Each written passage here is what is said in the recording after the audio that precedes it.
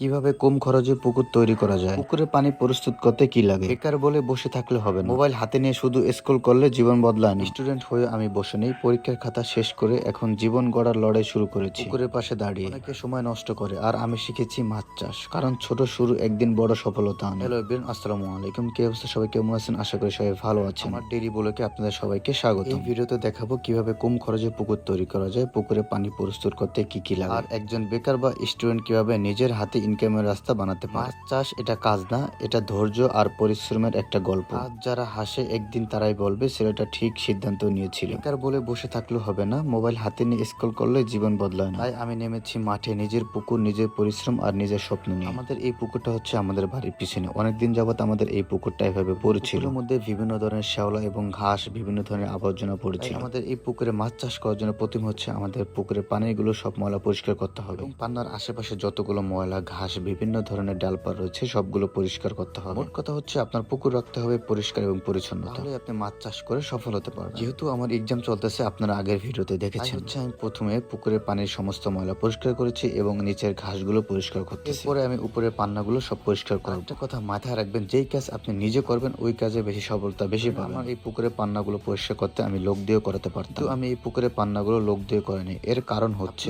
যত বেশি লোক দিয়ে কাজ করাবেন তত বেশি আপনার লাভ কম হবে এবং তত বেশি লোকসান হবে। আপনি চেষ্টা করবেন সব কাজ নিজে নিজে করার। যেই কাজ আপনি পারবেন ওইটা আপনি নিজে করবেন। প্রয়োজনে একদিনে সব করার দরকার নেই, অল্প অল্প কাজ শেষ করবেন। একটা কথা মাথায় রাখবেন, ধৈর্যের ফল খুব মিষ্টি হয়, তাই তাড়াহুড়ো না করে ধৈর্য সহকারে আস্তে আস্তে কাজ করুন। আমার এক্সামের আর 2 দিন বাকি আছে। এই 2 দিন হচ্ছে আমি যতটুকু পারি এতটুকু পরিষ্কার করব। এরপর হচ্ছে আমি মাছের পোনা ছাড়বো এবং আস্তে আস্তে পুরো পানাটি পরিষ্কার করব। যদি আপনার পুকুর পুরাতন হয় তাহলে সমস্ত পানি বাইরে ফেলে 3 থেকে 4 দিন মাটি শুকানোর পর প্রয়োগ করে তারপর পানি দিয়ে সবচেয়ে বেটার হবে। আমাদের এখানে আগে থেকে শিং মাছ এবং কই মাছ চাষ করা ছিল, এই কারণে হচ্ছে আমি পুরো পানিগুলো বাইরে ফেলতে পারি না। আপনাদের যদি এরকম সমস্যা না হয় তাহলে আপনারা প্রথমে পানিগুলো সব বাইরে ফেলে তারপর চুন প্রয়োগ করে তারপর কাজগুলো করবেন। অবশ্যই আমাদের এই পুকুরে চুন প্রয়োগ করতে হবে। আমি মধ্যে থাকা সমস্ত শ্যাওলা এবং বিভিন্ন লতাপাতা পরিষ্কার করার পর আমি কিন্তু চুন প্রয়োগ করেছি। চুন প্রয়োগ করতে হয়, এটা গতকালকের ভিডিও দেখলে আপনারা বুঝতে পারবেন। সবাই বলে টাকা লাগবে, আমি বলি ইচ্ছা থাকলে শুরু করার পথ সব সময় থাকে। আজ আমার শুরুটা ছোট কিন্তু স্বপ্নটা অনেক। যারা আমার ভিডিওটা দেখতেছেন সবাইকে অসংখ্য অসংখ্য ধন্যবাদ। কে কোন জেলা থেকে ভিডিওটা দেখতেছেন সেটা অবশ্যই কমেন্টস করে জানাবেন। যারা অভিজ্ঞতা রয়েছেন তাদের কাছ থেকে আমি একটা পরামর্শ চাই। সেটা হলো, এর আগে আমাদের পুকুর অনেকবার পরিষ্কার করা হয়েছে, কিন্তু পরিষ্কার করার পর আবার